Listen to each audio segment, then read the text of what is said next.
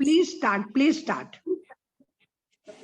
Good afternoon, everyone. I take great opportunity and honor in starting this meeting. It has been very close to my heart since the day I've been in this project. I'm so glad that we have a full participation from our entire MRC KHS team, which is my family today, and Dr. Rama Vaidya ma'am being the most important part of it, as she has the longest experience in dealing with PCOS in all these years. And she herself has written so many papers on the same. So MRC KHS along with ICMR PDC has been working on this and of course, as initiated by our very own Dr. Ashok Vaidya sir. I believe MRC KHS being like the driving engine who believes in an intersystemic dialogue and also integration wherever possible. I'm glad to have my senior colleagues, my mentors, Navle sir, Dr. Padya sir, today present in this entire dialogue and being a part of this creating the PCOS guidelines, Indian specific PCOS guidelines for homeopathy. Dr. Prashant sir and I have been working, and under his guidance, with his help, we have spoken to doctors who have worked on PCOS. Dr. Dirish Gupta sir has been really approachable, helpful. Dr. Trupti ma'am from CMP College, who is the HOD of the Gynec department, has been always available and helpful in creating and compiling the whole PCOS guidelines and PPTs along with Dr. Kanika. I would like to start with Dr. Trupti ma'am and Dr. Kanika laying out what we have worked in the last 1 week on compiling all the data from different pathies from Dr. Apte's group with Dr. Swapnil sir. He has given his data along with his experience, the BBCR approach and the everything what he has been working on PCOS. So I will request Dr. Trupti ma'am to take the lead and start the session for today. Thank you so much, Surbhi. A warm welcome to all the dignitaries. It's a great honor and privilege to present the PCOS guidelines along with my colleague, Dr. Kanika. And we all stand united as a homeopathic fraternity, and we have tried to formulate certain guidelines, taking help from each and every member present over here. So before I go to the guidelines, I would request Dr. Kanika to just give us a short, brief introduction about PCOS. Thank you, ma'am. Good afternoon, everyone, respected dignitaries. Before I begin, I would just like to express my gratitude. I think I've always been someone who's very fond of research, and to get this opportunity via Dr. Surbhi has just been wonderful. So thank you, respected dignitaries, for this opportunity and for this great work that we are embarking on. I would also like to add to what Dr. Surbhi said. In fact, as part of my research and the various PCOS papers that one has come across, it's so nice to see Dr. Rama ma'am's name everywhere. Now I have a face to put to the name. So ma'am, just today I read a paper by the Foxy guidelines, and it was so nice to see your name and face there. I would like to share my screen if that's okay, so we could begin.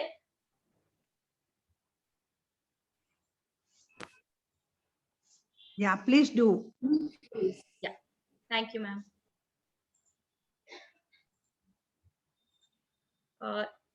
Before we put forward the homeopathic guidelines to manage cases of PCOS that have been collated by all the team members present here today, I would like to run through some of the concepts of PCOS, and then subsequently we would integrate them, how they reflect into our science of homeopathy. There has always been a lot of back and forth and debate as regards the exact definition of PCOS, and there isn't really much of a consensus till date. It's more of a clinical definition.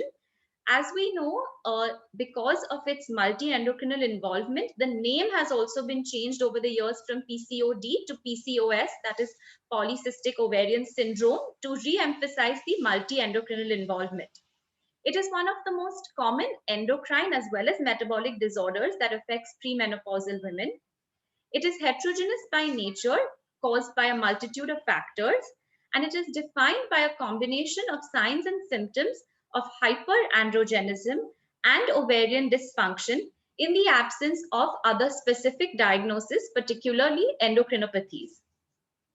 Although the etiology still remains largely unknown, we have enough evidence to suggest that PCOS is a complex multigenic disorder with a strong epigenetic influence as well as multiple lifestyle influences such as diet and lifestyle regime, including lack of exercise, sedentary lifestyle.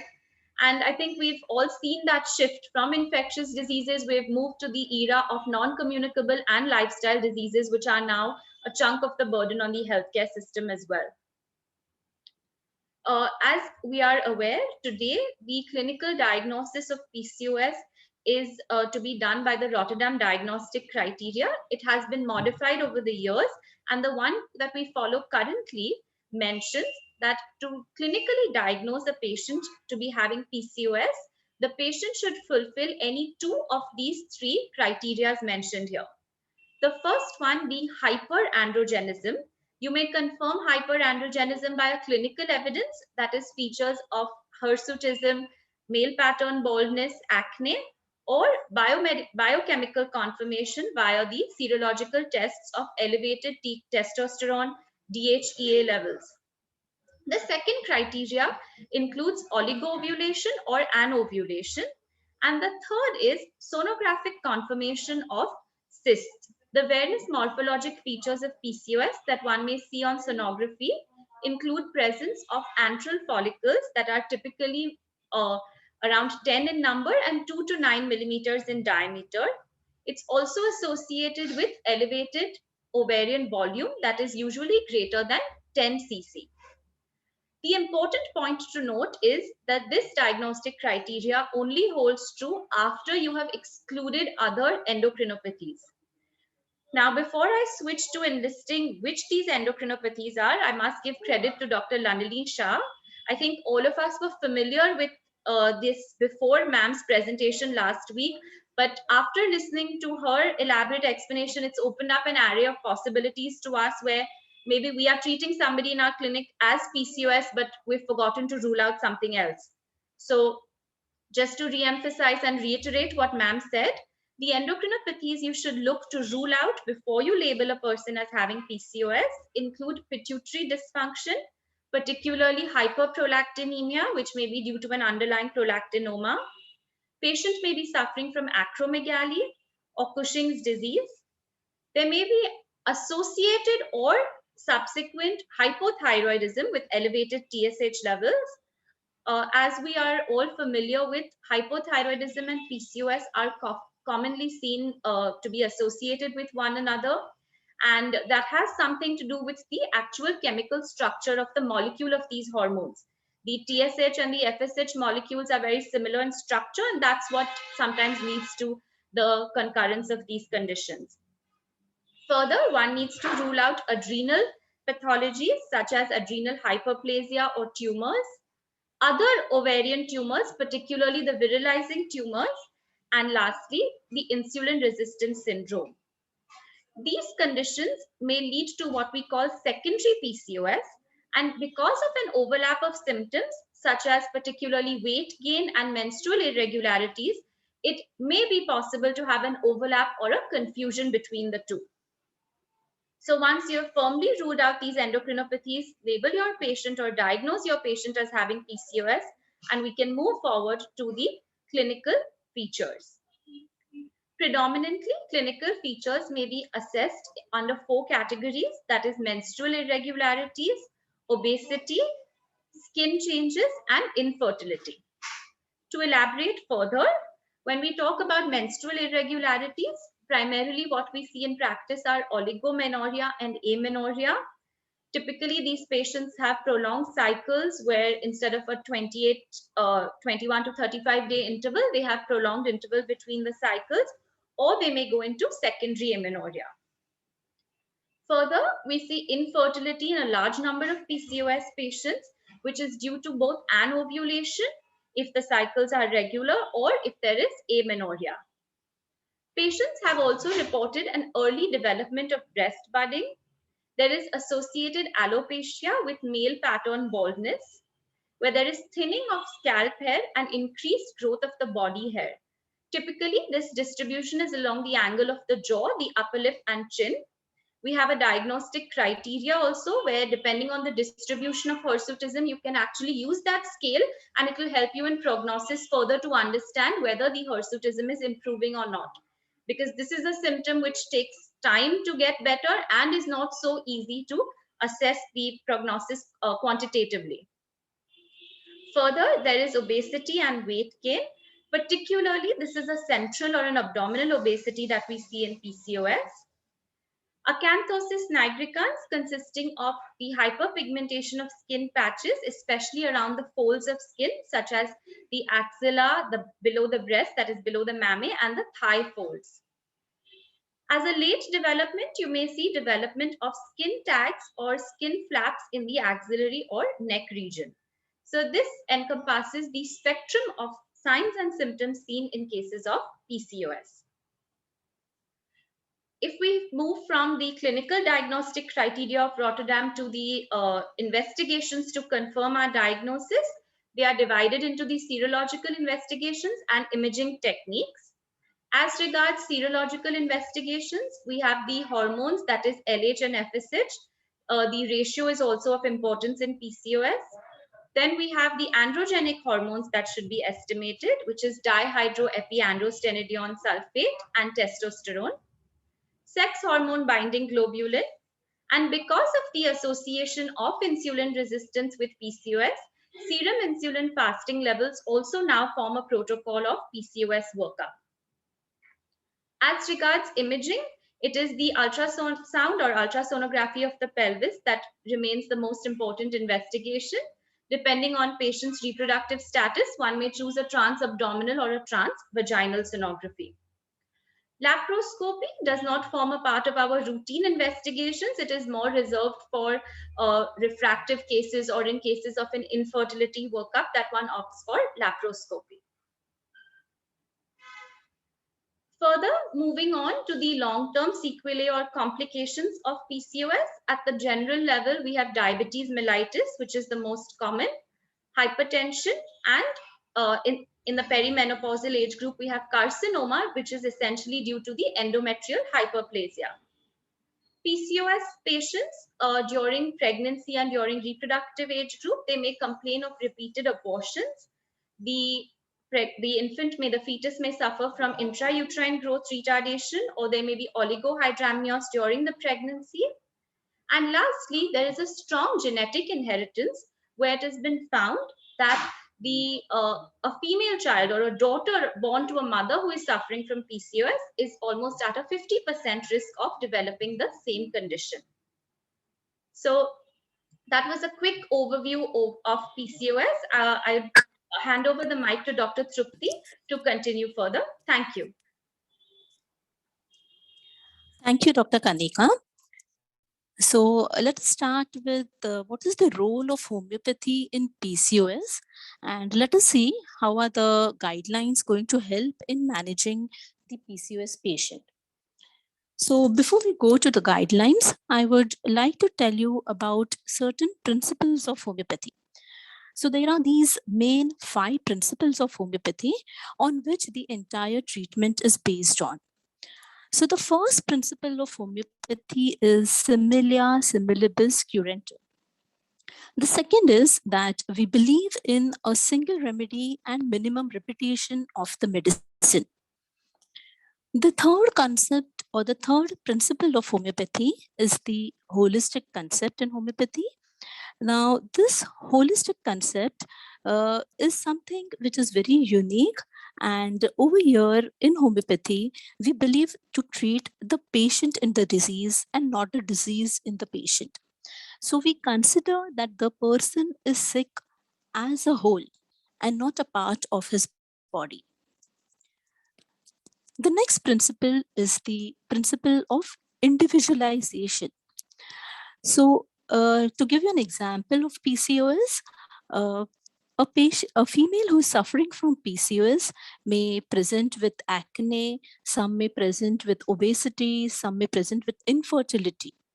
So each person is individual, and the manifestation of the disease is also individual. So the treatment also has to be individual. So the concept or the principle of individualization is very important, and we consider the mental, emotional causative factor as well as the physical factors which are going to cause the disease. And we also consider the unique expression of the disease in the person. The next principle is the most important one, and that tells us about the even the treatment part of homeopathy, where the pathophysiology, okay, there can be a change from the pathophysiology to physiological balance. This can be brought about by the individual homeopathic remedy and through the management system of the biological intelligence, which is nothing but the natural defense mechanism. So we believe in stimulating the natural defense mechanism of the person, which will help him in curing the any condition. Now let's see the concept of chronic disease in homeopathy. So in homeopathy, we believe that there is something known as a chronic disease.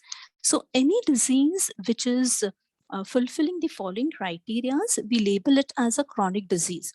So for us to label a disease as chronic disease, it has to have a slow and insidious onset. It has to be a continuously progressing disorder.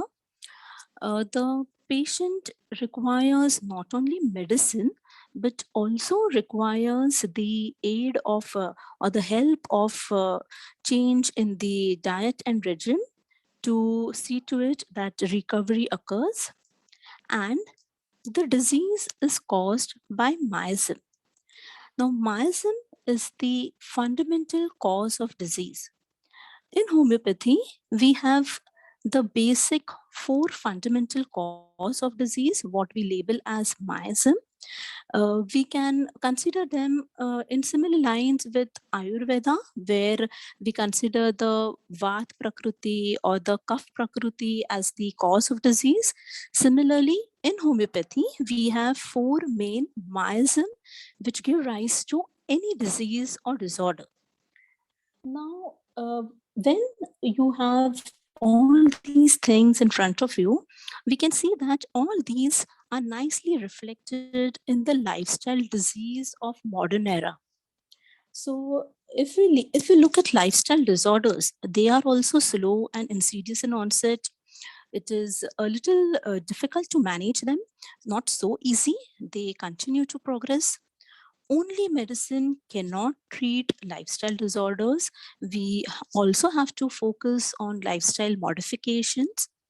Plus, the hormonal imbalance which occurs, okay, that doesn't correct itself unless there is lifestyle modifications.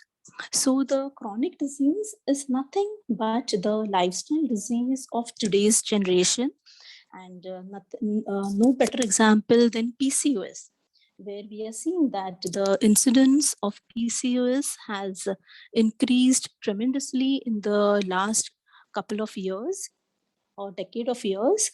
So it's nothing but a lifestyle disorder.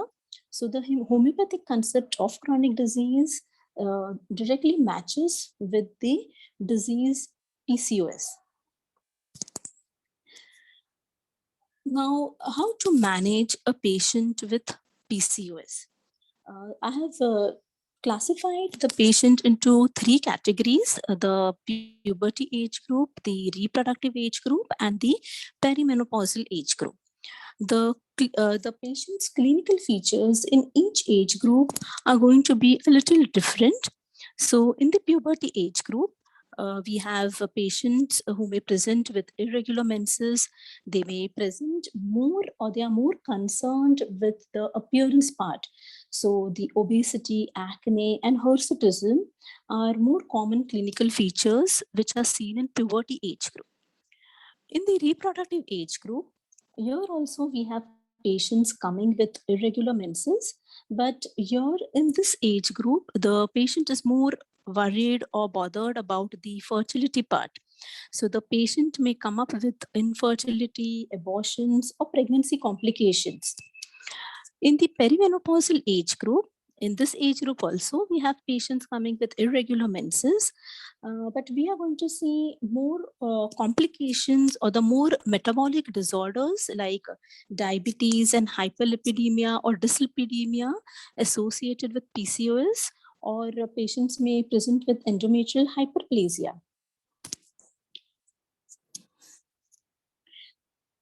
Now let us see what is the role of homeopathy in PCOS. The homeopathic intervention basically aims at halting the progress of the disease. We also want to provide symptomatic relief and cure to the patient. Homeopathic medicine will help to regularize the menstrual pattern of the patient, and it will also help to improve other features of PCOS. Homeopathy has a holistic approach in PCOS cases, so this will enable us not only to cure the hormonal imbalance, but it will also help us in treating the symptoms like anovulation and infertility with minimal medicine.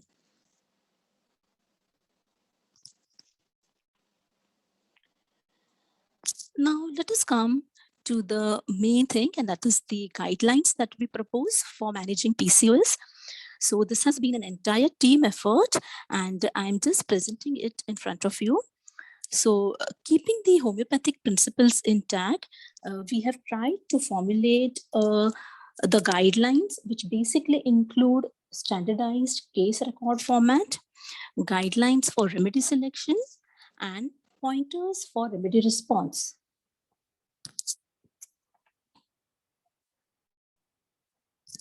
Now let's see the standard case record format that we would like to propose for PCOS patients. So it's now this case record format, the initial or the preliminary data remains the same, where we include the name, age, marital status, the occupation, the address, the date of the interview. Then we come to the chief complaint.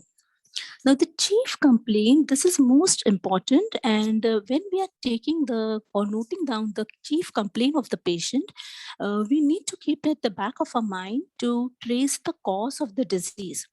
So any emotional or physical cause that could trigger this disorder should be kept in mind. Plus, we also need to note down each and every symptom in the format of location, sensation, modality, and concomitant. So the patient, as I told you, the presentation of the patient is going to be individual and unique. So it may also depend on the age group of the patient. So the patient may present with menstrual irregularities. It could be anything. It could be oligomenorrhea, hypomenorrhea, secondary amenorrhea, or even menorrhagia. So sometimes patients, PCOS patients may have periods of secondary amenorrhea followed by menorrhagia as well. If patient is having any acne, then we need to define it more, like whether it is an acne simplex, vulgaris, or rosacea, the exact location of the acne, whether the patient is having hirsutism, weight gain, or infertility. Now, all these things are going to help in individualizing the patient, and it will also help us to give the individual remedy or the constitutional remedy to the patient. Then we inquire in detail about the menstrual pattern or the menstrual history. So we note down the duration of the menstrual cycle. We also note down the number of days the patient has the flow. Apart from that, we also inquire into the color of the blood, whether it is bright red, dark red, blackish, whether clots are present or absent, whether it is offensive or non-offensive, whether the cycles are painful, painless. These things basically, again, they are more important from the homeopathic point of view for individualizing the patient.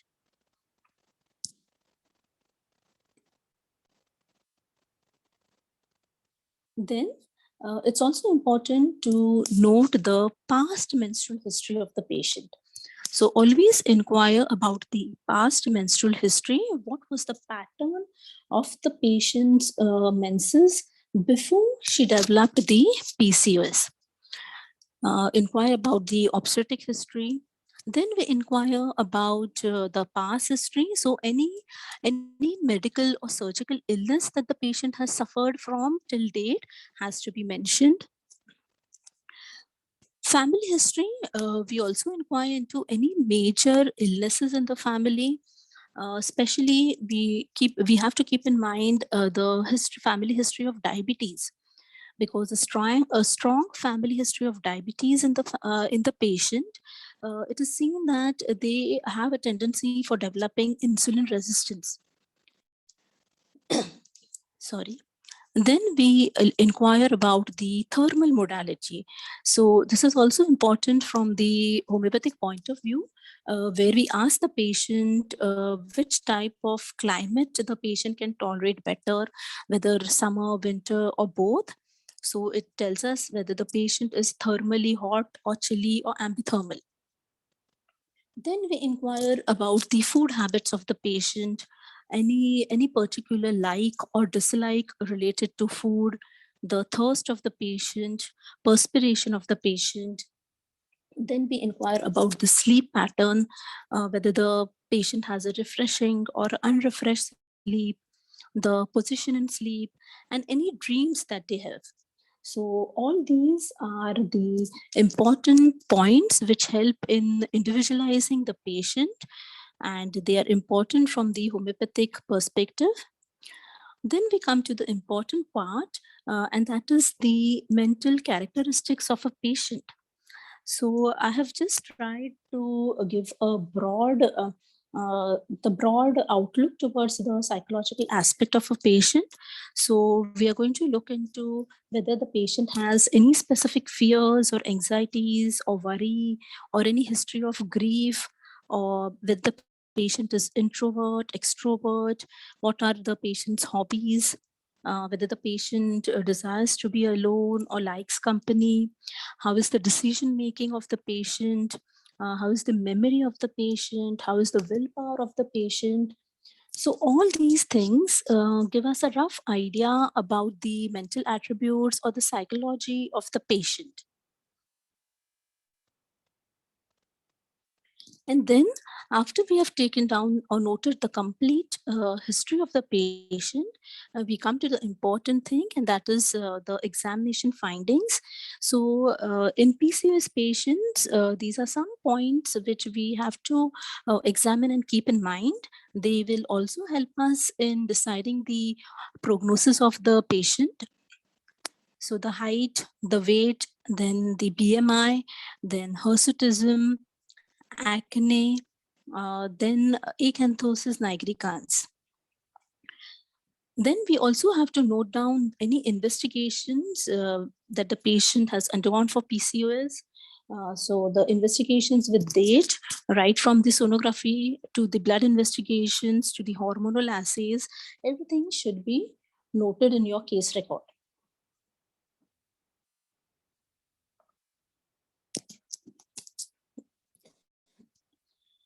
Now, after just telling you about this case record, I want to just give you a little more. I would like to tell you a little more in detail about some important points in the case history. So, according to the organ of medicine, the aphorism 5, okay, which tells us about the fundamental cause of a disease. So it tells us about the fundamental cause, and here we have to ascertain the physical constitution, the mental and the intellectual characters, the mode of living and habits, the social and domestic relationships, any sexual dysfunctions. So all these things which we are inquiring and asking the patient and noting it down in our case record, they all are going to help us ultimately in finding or in going to the root cause of the disease, in understanding the chronic miasm, and in differentiating the remedies, and it will also help us in prescribing the remedy to the patient.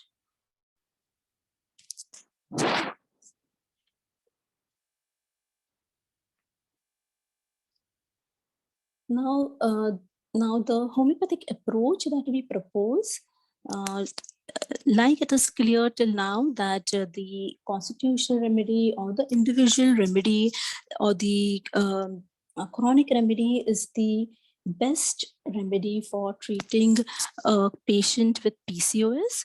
So the first thing will be about the constitutional remedy, which is naturally dependent or based on the entire complete detailed case history of the patient. Now, many times the PCOS patients may present with one predominant symptom. So, like for example, some patients may present with acne, some may present with obesity, some may present with insulin resistance, some may present with hirsutism or infertility. So only one symptom which is predominant. So in such cases, along with the constitution, we can think of specific remedies.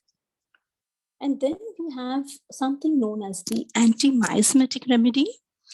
These are the remedies which will help us to remove the miasmatic block when there is no improvement in a patient, or when the patient hits a plateau. So here we can think of an anti-miasmatic remedy so that the miasmatic block can be removed and the patient starts improving again.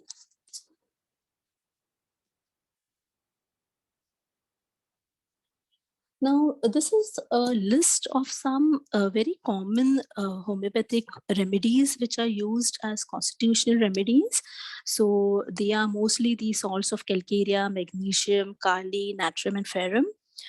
Some other remedies that have been used as constitutional are pulsatilla, sepia, lycopodium, lachesis, phosphorus, medorinum, carcinosin, graphitis, iodium, sulfur, silesia, and thuja.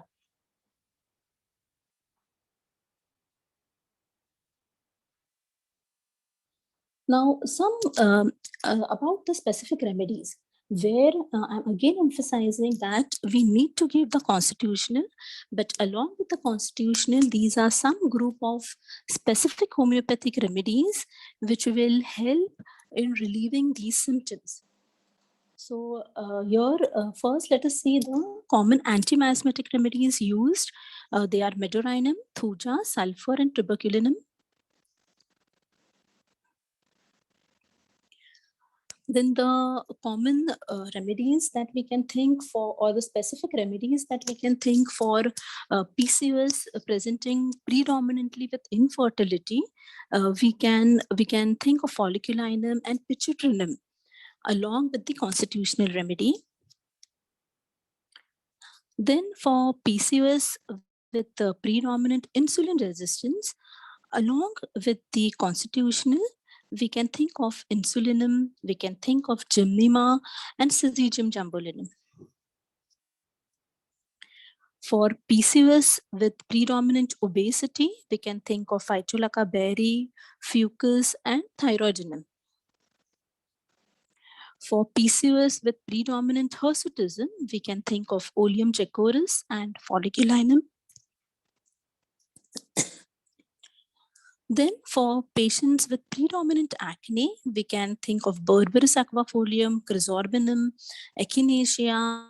We can also think of biochemic tissue salts like Calcarea sulf and Silesia. And I'm very sure that these remedies will definitely help in managing the acne part. But we also need to cover it up with the constitutional remedy. Now let us see what are the points to assess the progress of the patient.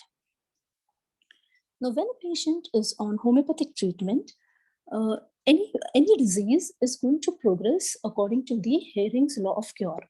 So according to the Hering's law of cure, the disease or in the cure, the symptoms will progress from the more important organs to the less important organs. So according to Hering's law of cure, when we apply that to a patient with PCOS, the first thing that I have seen is that the menstrual pattern of the patient starts improving. So, though the menses may be irregular, they may not be very, very perfect on time, but gradually there is a set cycle which starts forming in the patient, and there is also a change in the flow. So, this is the first thing or the first change to occur. Then, after that, the patient may start showing ovulatory cycles and she may start experiencing painful menses. Now, when a PCOS patient starts expressing painful menses, it's a very good indicator because it signifies that she is having ovulatory cycles. After the menstrual pattern, the second symptom to improve is the acne. The acne starts reducing. And after that, the weight of the patient will become stable and then gradually it starts decreasing. The last thing to improve is basically the skin pigmentation and hirsutism. So this is something which is going to improve last in a patient of PCOS. Now let us see what are the pointers to indicate a change in the remedy or a change in the posology.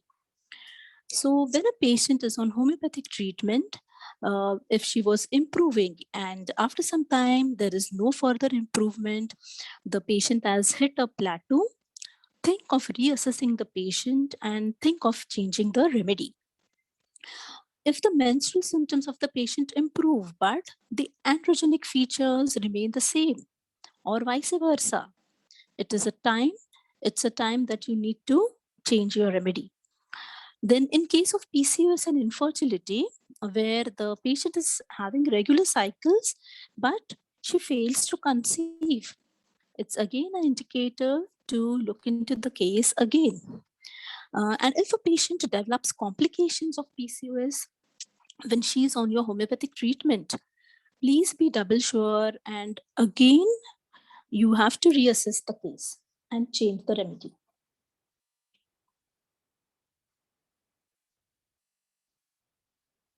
Now, as I just told you that only medicine is never going to cure a patient with PCOS. So we need to have an integrated approach. We need to advise the patient all the other things right from right from the diet to the weight loss. Okay, even the dietary modifications, the management of stress and time, counseling, everything has a role in homeopathy. It has a role in PCOS. So yoga, meditation, all these things are going to benefit the patient. It will help in improving the health of the patient and not only treating the PCOS. So it will also help in curing the patient and making the patient more healthy. So I hope that these guidelines serve the purpose and will be able to manage the patient a little better. I would like to give the mic to Dr. Kanika, who is going to share a few research papers with us. Thank you so much. Thank you, ma'am. Before we conclude, we would like to just share the abstract and conclusion, a summary of research studies that were conducted. Some of them are actually authored by collaborators on this project itself, so I thought it was befitting to do so. First, we would like to talk about a study where the sample size was 218 patients. This has been conducted at the Research Center in Lucknow by Dr. Girish Gupta, Dr. Naveen Gupta, and Dr. Richa Singh. The emphasis was on the ultrasonographic follow-up study in cases of PCOS after homeopathic treatment, and the results were very promising. The study revealed that out of 218 patients, 150 patients reported a positive response, that is a percentage of 68.8. Of these 150, 108 patients reported a complete resolution of cysts as confirmed with sonographic evidence. 56% patients reported no change in symptoms despite being under homeopathic treatment, and there were 12 patients that reported an aggravation or an increase in symptomatology after the homeopathic treatment. The second research paper published by Dr. Prashant Tamboli, Dr. Dhavle and their team at the ICR School of Homeopathy consisted of 56 cases of PCOS. The emphasis of this study was twofold. Firstly, to determine the scope of homeopathy and subsequently to understand the homeopathic management. This was a quantitative analysis where the t-test has been applied and it showed a very significant correlation because the p-value came up to be less than 0.01%, which all of us know in the research world is signifies that the data is extremely significant. Their conclusions at the end of this study were that PCOS is very much a reversible condition and can be treated. 80% of cases revealed or reported a positive response to the constitutional approach, which reiterates what Dr. Trupti just mentioned. Remedies that were used most frequently during this study were calcarea carb, which is a calcium salt, pulsatilla, which is a plant remedy, and sepia, which is a remedy that is prepared, the source of which is the cuttlefish. Close to 70% patients reported an improvement in the menstrual regularity as well as flow. 50% patients reported a resolution of ovarian cyst, and 55% patients reported an improvement in the androgenic symptoms, with 45% patients saying that the obesity had improved. Of course, we know that this is a combination not just of medication, but with the patient's lifestyle efforts as well. The third research paper that I would like to talk about is a retrospective study with sample size of 53 patients carried out by Dr. Trupti. This was carried out to firstly analyze the impact of the various lifestyle factors that we keep attributing to cause PCOS. Emphasis was laid on the activity level of the patient, the stress levels of the patient, and the dietary preference to understand whether there was any correlation between the non-vegetarian or vegetarian diet preference and the incidence of PCOS. The second part of the study focused on the incidence of the various presenting features to understand whether it was more of an androgenic presentation or a menstrual irregularity presentation, and which of those was more predominant. And the third prong to this paper was understanding the homeopathic management, including sample cases with PCOS and infertility. This study revealed that the presentation was predominantly of androgenic features in the sample size as compared to menstrual irregularities, and the usage of the constitutional remedy again came up to be the most effective one, followed by usage of anti-miasmatic remedies and other sarcodes or specific remedies as needed. In the sample case presented, the homeopathic medicine not only helped the patient improve her menstrual irregularities, but she also was suffering from primary infertility, and that was cured where she conceived in under 6 months of treatment.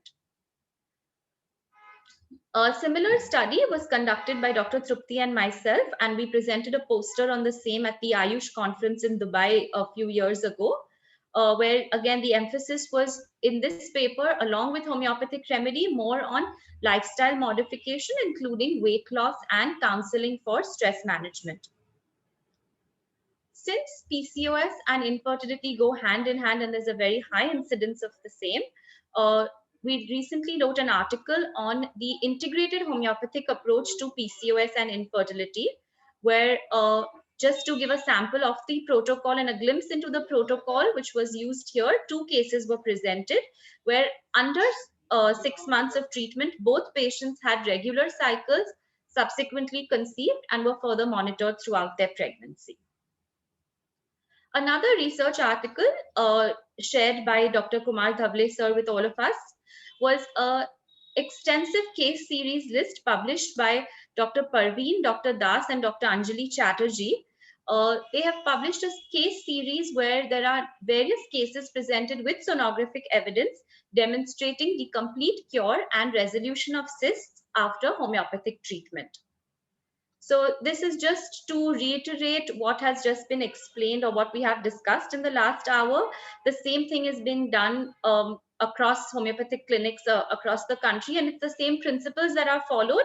We see that the research evidence is also in front of us for the same.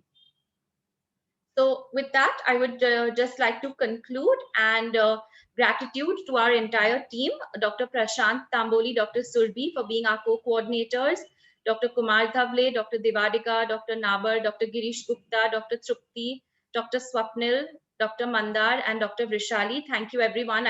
I'm just representing on behalf of everybody. And thank you both the teams of ICMR and Kasturba Health Society for giving us a patient hearing. Thank you so much.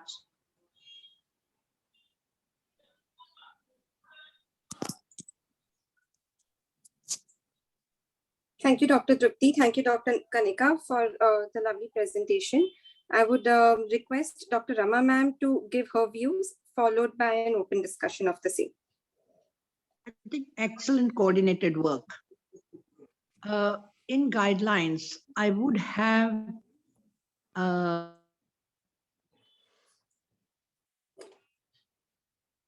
asked a question. I wouldn't have asked a question. If they don't respond, for example, either acne or hirsutism, do you ever refer to dermatologists? Now, if you don't have a dermatologist, a super specialty within your system, then do you ever take help of laser? Because there is something like cosmetic discomfort, which will contribute to their psychological depression, anxiety, etc. Yes. So cosmetic discomfort is a very important feature. And so its relief goes as people go for just getting an eyebrows done by, going to a parlor. Here it is much more than that, because probably laser therapy has evolved as a dermatological tool. So whether that's happening, that's one.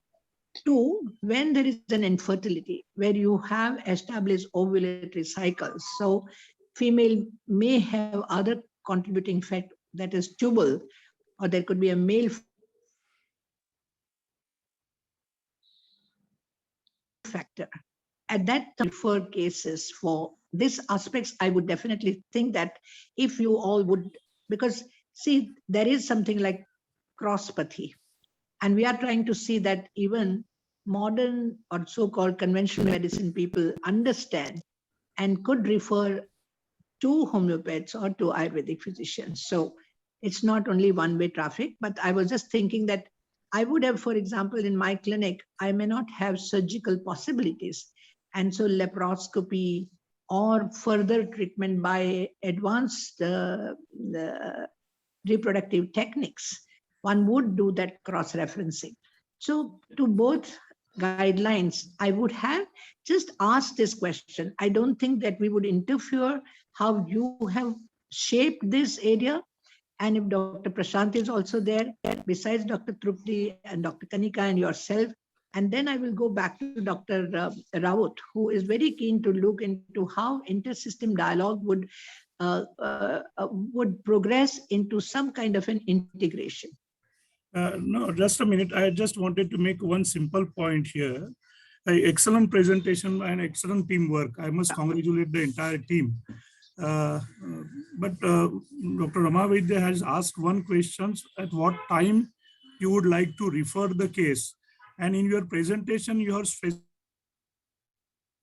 specifically mentioned pointers to change the posology, to change the remedy. So at what point the duration or, clinical judgment, whatever you have, if you point out that, then we can think about when to refer, or you can also change remedy within your own system. That's what I wanted to make a point. And if you can throw some light on that, that will be better. And the ICMR group has left. Sorry, Surbhi, ICMR group has left. but they've left a question on the chat box. So you may Ma'am, want to take ICMR up. group is It there. is there, ma'am. Varda is still Ma'am. there. Oh, Yes. Varda is there? Yeah, yeah. Yes, ma'am. Yes, ma'am. So Varda, why don't you, whatever question came from ICMR NIRH on the chat box, whoever has asked, Yeah. and I don't know who asked Can I request Tavli sir to answer Dr. Raut sir's question that on question. If it is, have a discussion. Yeah, Mangalam. Varda? Ma'am, I got the answer in the chat box itself. Okay. Tavli sir has already responded to her, ma'am. Yes, ma'am. Okay. Okay. Sorry, I didn't see that. Okay. Sir, ma'am, can I request Tavli sir to answer Dr. Raut sir's question about change in posology and referral both? Tavli sir. Surbhi, if you had, if you will be able to, I don't know at what point of time, but in the PowerPoint that you sent me, and I made some suggestions. Yes, sir. So Dr. Raut sir's difficulty can be addressed. Okay. If we look into the additional slides that we need to add to that PowerPoint, because Okay. susceptibility assessment is an important part of doing the posology or planning the posology. And Right. Dr. Raut's question is a bang on that. Based on that. Right, right. Sir, so I will be, as we are proceeding further and creating this, I will be including the slides that you have mentioned. That's right. And changed. And also I will come back to you with the changes for final confirmation on the same. Sure. Yeah, still this doesn't answer my question of cosmetic discomfort and hirsutism sometimes. Even when you give insulin Can I sensitization, weight loss, Yes. then what happens? Are Ma'am, we can I request Yeah, Dr. please. Devadiga sir to answer your question? sure? Good evening, everybody. Ma'am, that's a very valid question about when to refer or when to change or what to do, because that has to be there for any physician. So normally what happens is that in our clinic also, like if there is a patient who is very much worried about her pimples, acne, and that, as you said, it is a psychological handicap at times. So we usually give 3 months notice, because the patient is bound to ask, "Kabhi theek hoga?" So we usually take 3 months, and with 3 months, whatever improvement is there, or we usually in our clinic, we have a coordination with the dermatologist whom we are already comfortable with. Yeah, So in the clinic as well as in the hospital, we do that. We have cross references for that. Even for weight, sometimes we might need to see other endocrinological factors also in these cases. The same thing applies for any PCOS patient who has got a problem of conception. Gynecologists do play a role. Means we in our hospital also we have gynecologists simultaneously sitting with Dr. Trupti and Dr. Kanika. Thank you, sir. great, great. So, So this is an integration you may want to also make a mention about. Absolutely. And I think that even any system of medicine, whether it's conventional, where they find that there is much more input coming up from the other systems, and they must also include that. And particularly when we are going to talk about that, this is a specific India-specific guidelines, we cannot ignore the different levels of healthcare. So I have a feeling Ma'am. that what we have discussed, should we just give me a minute?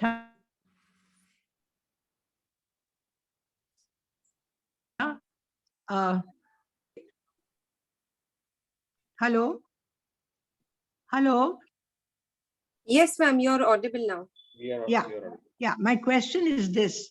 That means that every teaching hospital, whether it is Ayurveda, Homeopathy, or other system, who will handle cases of PCOS, will have to have access to both the biochemical and also hormonal endocrine laboratory facilities, and also will have imaging. That facility should be there and should not be denied, because this is such a large number that they are there.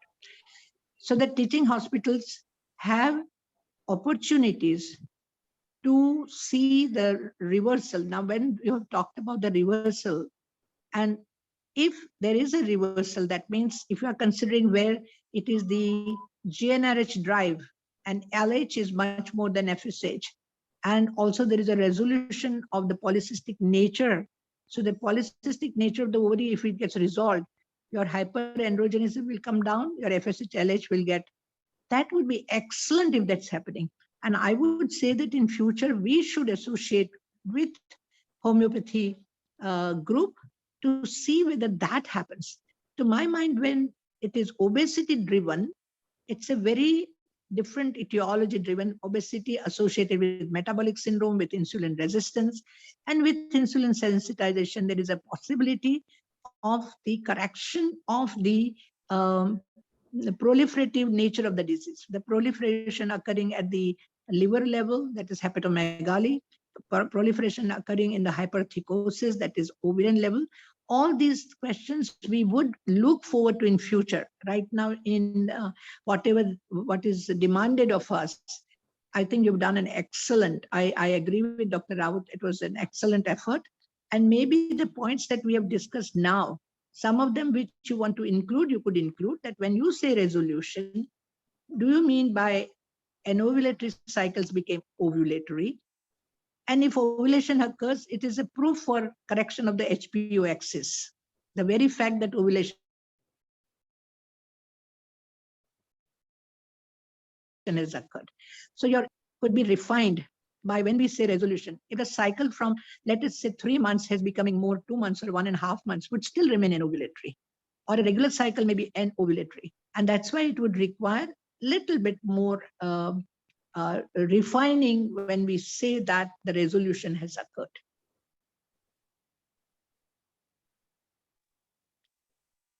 Would like from senior colleagues from the other system, please, homeopathy, my question, if they are relevant, please respond. No, madam, we should be able to make the changes that you have suggested in the PowerPoint that we have already seen. They are very valuable power suggestions. Actually, it's going to help us also because it's a very nicely you have structured the entire thing. Very nice. Yeah. Excellent. Now, homeopathy is extending to all the levels of healthcare. Primary health center. Yes. I think Dr. Swapnil wants to secondary, Yeah. primary health care level. Yeah, ma'am, Dr. Swapnil sir wants to say something. Madam, we would like to learn from you how clinically we will assess whether the ovulation is occurring in the cycle or not occurring. Means every time it is not possible to do the blood test. So clinically, how we will get an idea whether the ovulation is started happening or not? Very, very simple. If you have your gynecologist with you, then even cervical mucus, if the cyclicity we consider as normal, would be between the 20, let's say 25 to 31 days. And in that case, go minus 14 days or 16 days and do a speculum examination and the cervical mucus has come up. And if cervical mucus has reached its greatest quality and then it comes down and gets thickened. So there is something like a cervical mucus monitoring. Secondly, basal body temperature record. Prior to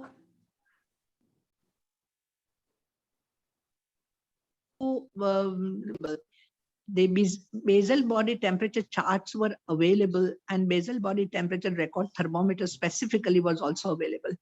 And those Christians who do not believe in contraception in another way, but natural way, they do monitor their own ovulation by basal body temperature. And so that's very simple. If any time we want to discuss that, we'll discuss in future. But there are methods of course, the greatest is the occurrence of pregnancy is the proof of ovulation. But every time it does not respond in that way, we know that infertility has many other also confounding variables. So we cannot say that. But having said the regularity of the cycle, cervical mucus monitoring, basal body temperature monitoring, and sonography, if your institution has, then follicular growth and the rupture of the follicle, Greffian follicle. Okay. Thank you. Thank you, ma'am. Thank you, Swapnil sir, to ask that question. That was a question even I had. So thank you. Thank you, Rama ma'am. I think we can put that. Sorry. Afterwards, I would think, just like to actually sum up a little bit. Yes, madam, you can continue. Okay, and Surbhi, you can continue, and thank you very much for everybody. I'm so glad that you all came and you've done wonderful work. I have another meeting, so I would leave. Ma'am, before you leave, ma'am, can you just guide us on what is the next step from your? I think what I will do is discuss with our ICMR NRH colleagues and Dr. Raut and Dr. Jayashree Joshi, who are PI and co-PI. So we'll discuss amongst 4 of us and come back to you. But we are extremely happy for what you have organized, and to all senior colleagues, really, I'm so pleased. Thank you so much. Thank you, madam. Jayashree madam or Thank Dr. you, Raut wants to say anything. Jayashree madam? Yeah, I had a few general, I'm not an expert on PCOS, but from research point of view. So please continue with Surbhi and others. I would leave. I would have liked to know whether the case record form that you have shown is for future, or was it really followed by all the clinical trial people? That is one thing. And are you currently following it in your clinics? So you have to make a statement regarding that this is something which we would like to do, or we are doing, or this was followed in clinical trials. The second definite statement that we would like to have is, we are insisting now, even in clinical trials, on allopathic drugs, anything new drug or whatever it is. So you have to record concomitant drugs that are taken and concomitant treatment that is being given, which includes allopathic, Ayurvedic, and of course exercise and all that you are already recording. So because from your papers, there was no way of knowing how many patients were referred, how many patients got other treatment. It appears as if only homeopathy succeeded in 68%. So you have to be sure and make a statement that only homeopathy was given for 9 months or 12 months, whatever. And then this is what you have observed. Then, yeah, of course, the spelling of laparoscopy, it is LAPA, not LAPRO. Then acanthosis nigricans can be made out on knuckles also. Just remember that, because very simple examination of the hands also will help clinically. Again, for menstrual history, you will need to have columns, or for last menstrual period, previous menstrual period 1, 2, 3. So at least 3 cycles before and 3 cycles during treatment throughout, and then post-treatment also will be very useful, because that will tell us whether there was a persistent effect, benefit, or do they have to continue lifelong homeopathic treatment? What is the general trend? Then in your table on in family history, age of menarche also needs to be recorded. That what I did not find. Then in family history, you have written diabetes. Please ask history of polycystic ovarian syndrome also, because sometimes the mother has and the child can have, or somebody else might have in the family. Then the investigations chart did not show any units. So you have to write height in centimeters, insulin, all the measurements that are there, particularly for testosterone. It makes so much of a difference if it's micrograms, milligrams. And it is a must in all scientific presentations that you must write the minutes. So you need to refine your case record form a little bit. Then the ovarian cyst resolved completely. So was it 12 cysts all around earlier, 10 or 12 as is required in the definition? And then when you repeated and you found, you have said that the ovarian cyst resolved, did all of them dissolve? So is the follow-up sonography done? What is the visual record of that? We need to know that. Because sometimes it is a simple ovarian which anyway goes away after 2 or 3 months.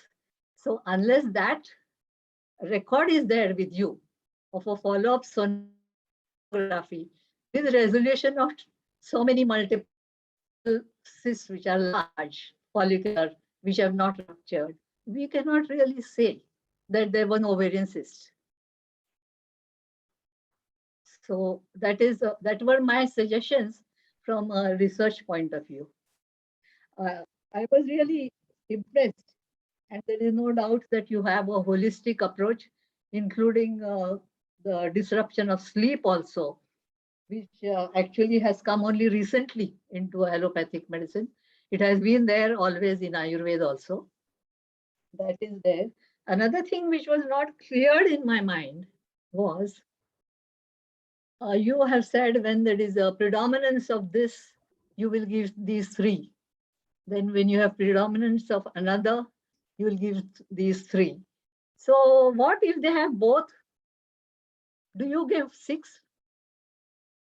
So that part will have to be clarified a little bit. I have no idea. I mean, if a patient has got all the features, probably she might be receiving all. So are they all combined in those small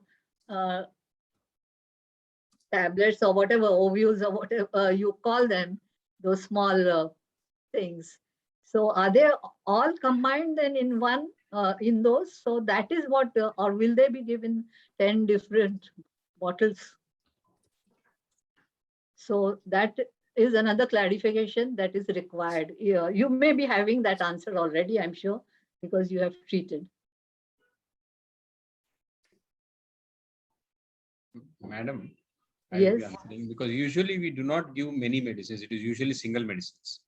So the combination of that throws up the medicine, especially when we take the holistic. No, so when you give one bottle, that's only one single medicine. There is one single medicine. Only one. So when you mention three medicines. No, these are the possibilities. Means this is for anybody who wants to know. That is the possibility. That's all will not be given at a time. So you will give only one at a time. That's right, ma'am. Yeah. So how long you will give that and how long you will try? That is also. Yeah, that is very clearly mentioned. At least 3 months to 6 months is the criteria. We need to know whether our medicine is acting or not. So we cannot give it forever, I mean, and we cannot take very long to treat the patients. That is what I'm saying. No. The combinations which when we have a system which is a repertorization now. It is computerized. Yeah. When you feed this remedies, the remedy which comes up is the one which is more similar or the same. Yeah, but do you have combinations of these 2-3 medicines together? That no, is what ma'am. No, ma'am. Normally we do not do that. So if you're giving 4 medicine, there will be 4 different bottles. We don't give that. We give only one medicine. And sometimes, if at all, we give anti-miasmatic. Usually they are in 1 or 2 powders. Means that is 1 or 2 doses. That's how it is practiced. That is, yeah. So that is very good, because I was not clear on that, because I don't know those small pills, whether they contain a single medicine or whether they can contain more than one medicine at a time, like Ayurvedic extracts, because they can combine. No, we don't. So you believe that a single medicine is able to treat? Absolutely, most of the time. May I come in? Yeah, please, Dr. Raut.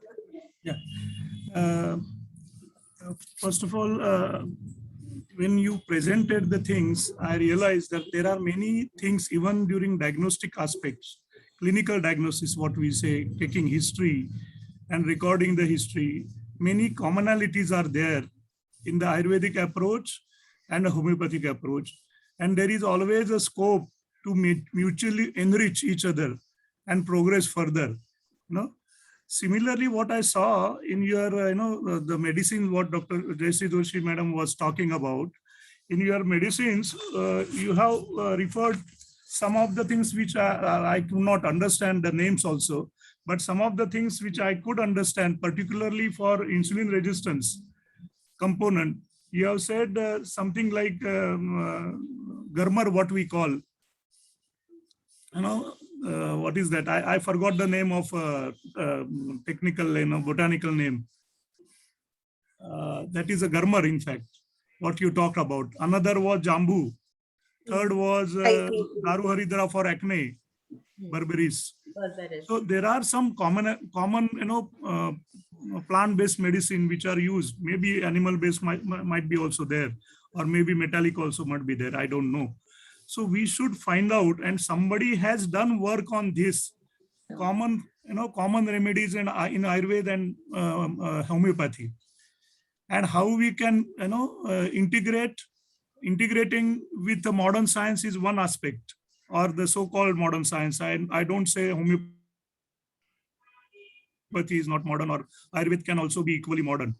But the mainstream allopathic medicine which is followed, besides that, there can be some commonalities, as I said, in diagnostic approaches as well as in therapeutic choices, the plants or the animal products or mineral products.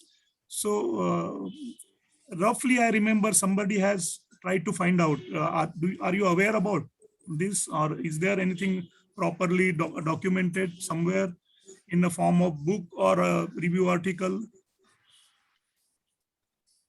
Yeah, I think someone has done this long ago. Dr. Vaidya also had referred to, and Thijas, for example, is Tulsi, if I'm not wrong. No, something like basil. Yes. Thuja. Yes, yeah. No. And Thuja is not basil.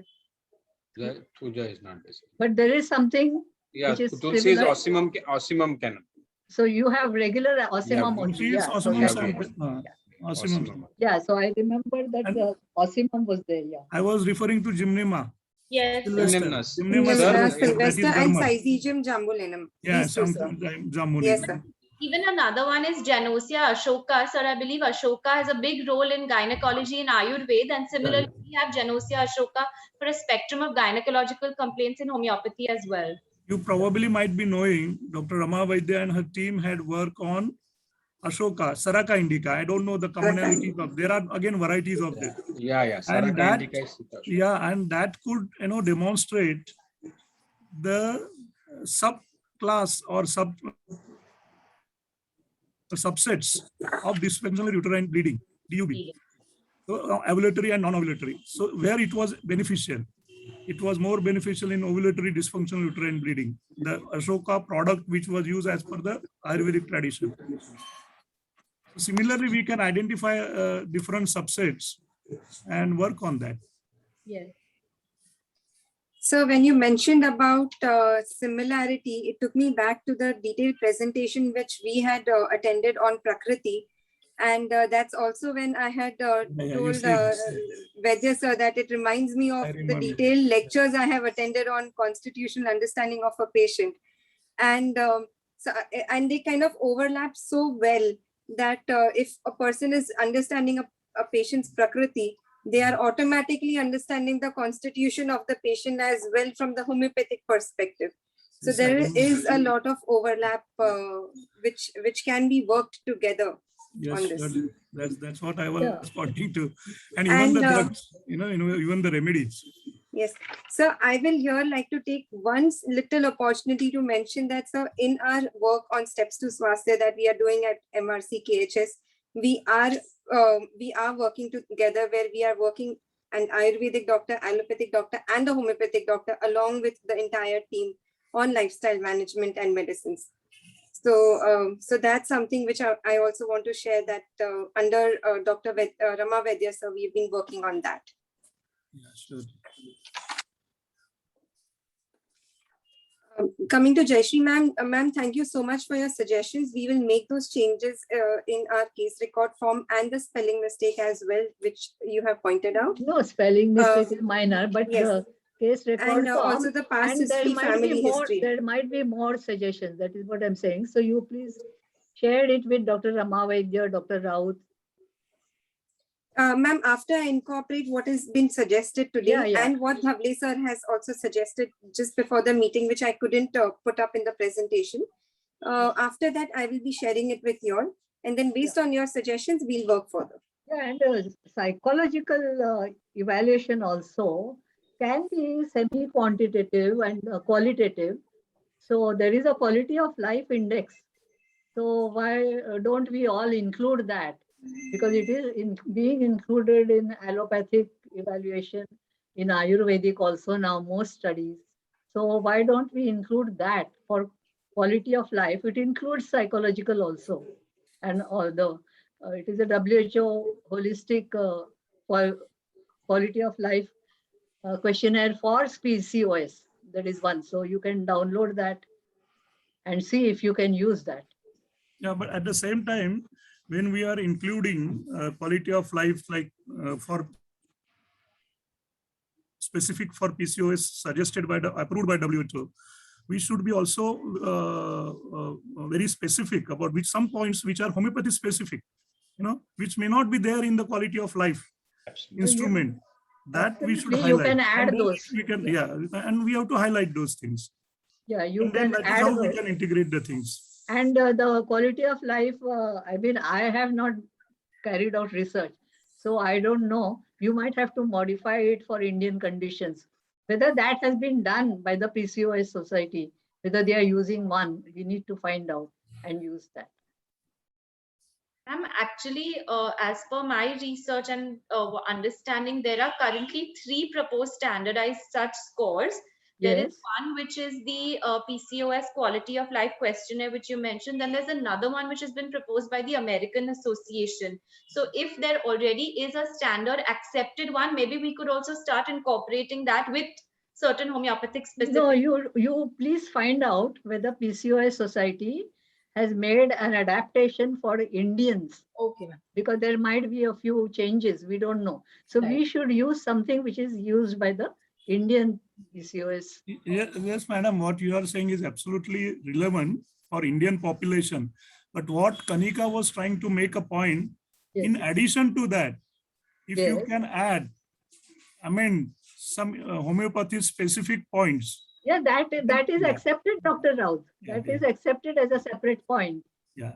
What you are saying is absolutely right. India specific, we have to have India specific. It may be available. We need to find out, download, and see that it becomes part of your CRF at the beginning of the study and at the end of the study after 3 months or preferably 9 months, 12 months, whatever you are doing.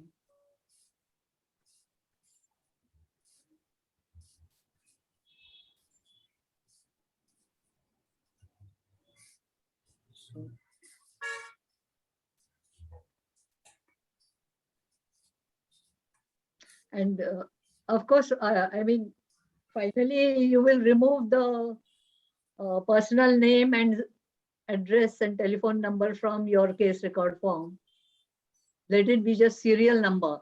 Those details, when it really goes to an ethics committee. So that also we need to keep in mind.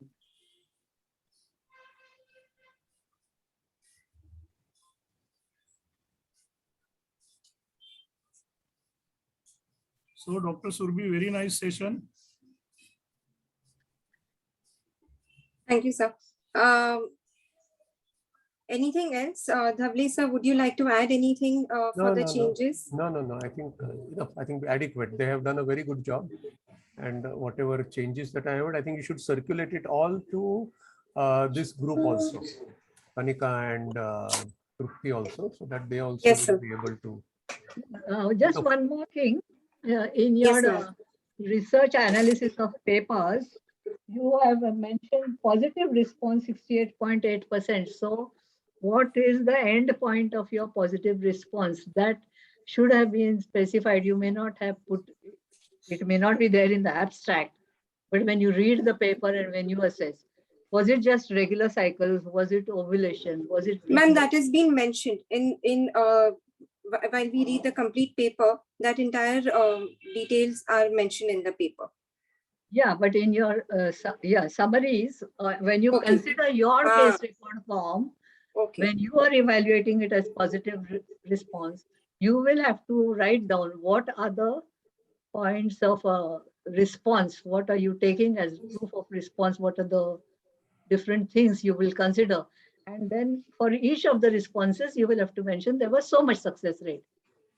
Followed in a abstract. See, induction of menstruation is a simple end point.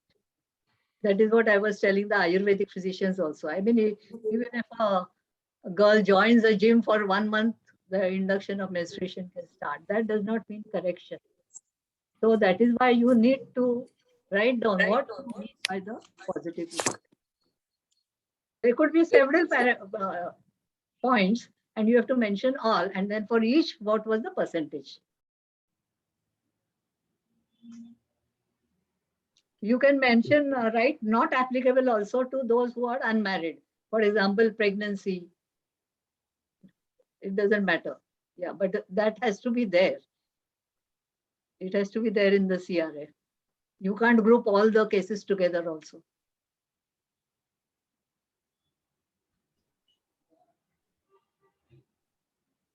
Okay.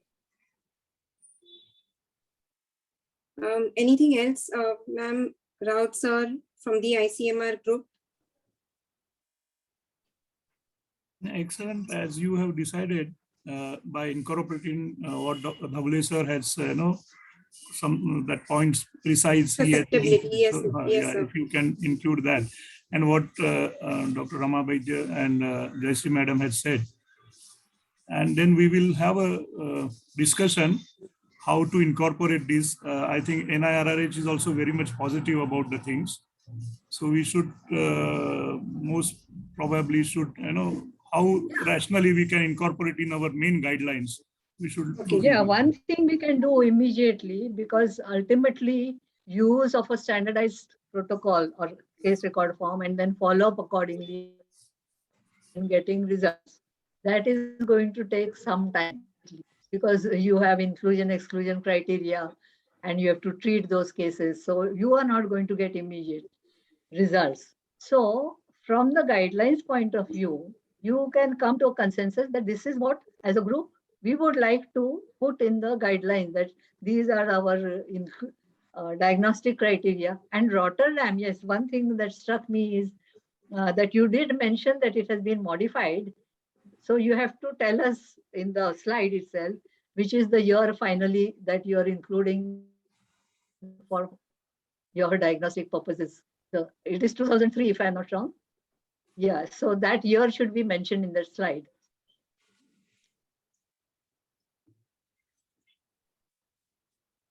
Okay, ma'am.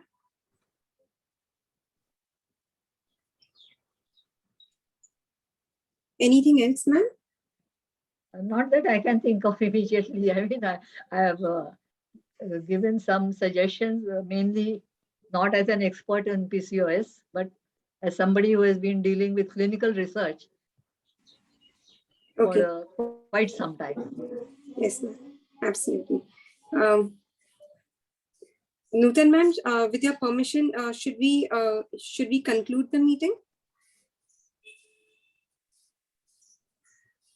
Shubha. Yeah. Surbhi, one sec. Since we are all discussing about NFL also, non-fatty liver part, PCOS. So if by any chance, just think of it, non-alcoholic fatty liver. Ma'am, your voice is cracking. What I was saying is, now it's okay, then leave it. No, ma'am, please see. Now it's getting clear. Please see what you were saying. So, what I was trying to say is, now it's evolving like non-alcoholic fatty liver is also an important component of PCOS. If it's easily possible, you can think of including that also. Okay.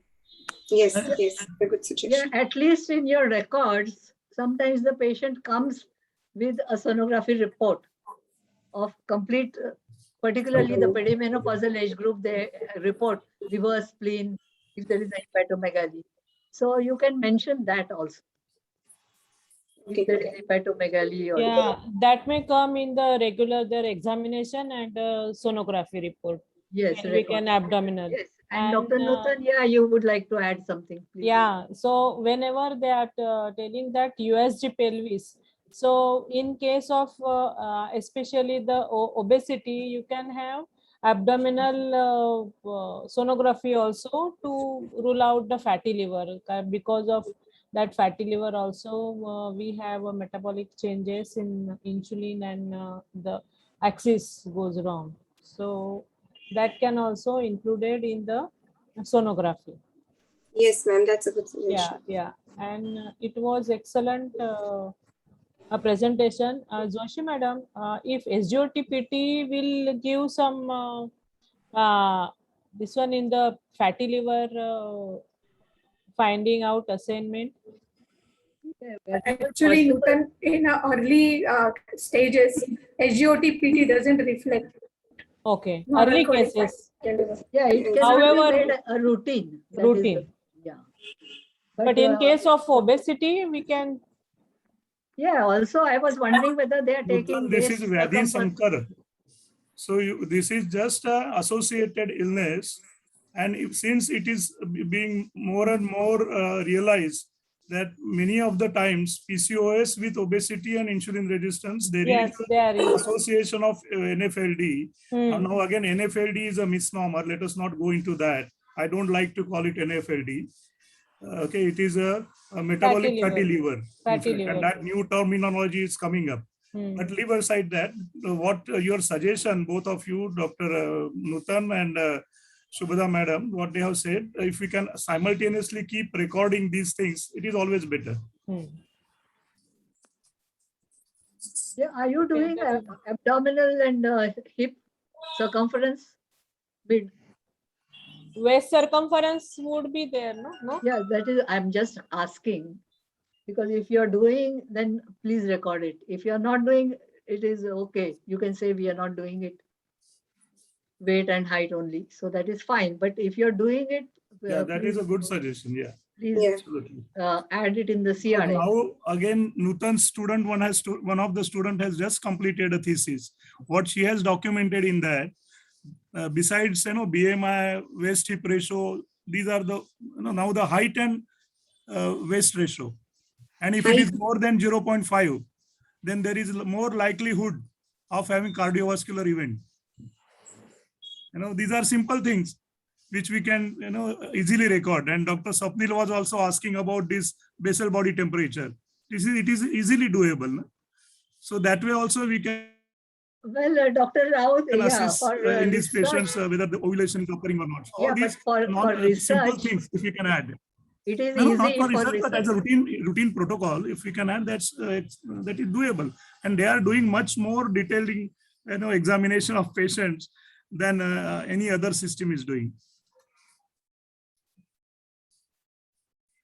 But there are practical difficulties in BBT recording. That is why? What is? It is very simple.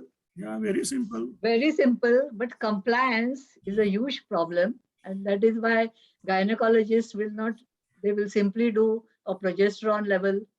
Yeah, that is the easiest way. Or serial sonography, because you have to do it before, keep it in the mouth, before you drink even tea or water. Yeah. So the first thing in the morning, every day. Yeah, yes, every day. And consecutively at least 3 months. 3 months. Then only you can, detect and then that. During treatment also, for 6 months, to expect a patient to do that, it is a little difficult. But there are, when these were not available, people had to use it for infertility cases. Even all gynecology.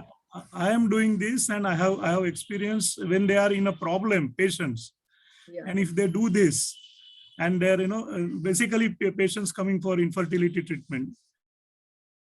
Yeah, exactly. And if we when start they are infertile, they are improve. willing to do, because the hormone assays are very expensive, and also the sonography, serial sonography.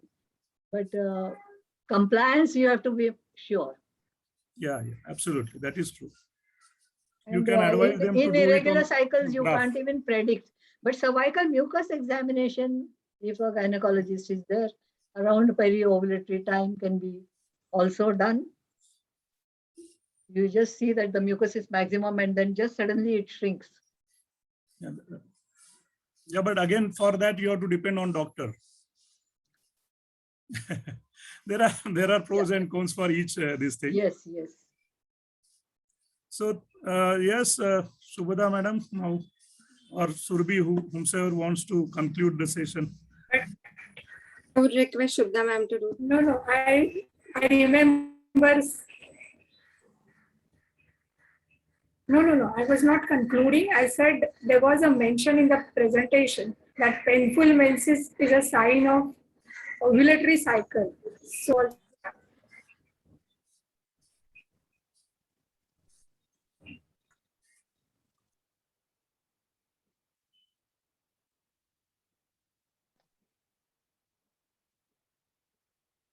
Ma'am, we couldn't hear you completely. Swati, you can conclude. My internet. Okay. Yeah, my internet connection is not good. You can. No worries. I was talking about painful ovulatory cycles. Yeah. Okay. Yeah, it is Shubhada, fairly good index of ovulation.